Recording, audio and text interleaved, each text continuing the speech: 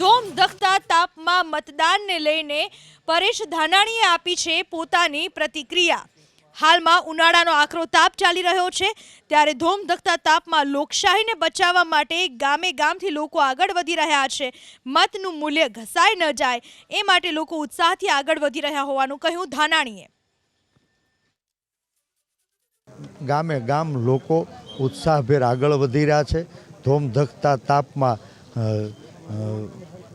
ક્યાંય એના મતનું મૂલ્ય ન ઘસાઈ જાય એની ચિંતા લોકોના મનમાં સતાવી રહી હોય એમ સૌ સાથે મળી સંગઠિત થઈને આ લડાઈને આગળ વધારી રહ્યા છે। મને પૂરો ભરોસો છે આવતા દિવસોમાં દેશના લોકોએ સરકારના અહંકારનો વધુ ભોગ બનવું પડશે અને સત્તાના રોષનો ભોગ બનવા કરતાં આજે ચડતા સૂરજનો તાપ સહન કરવો સારો એ લોકો સમજી ગયા છે।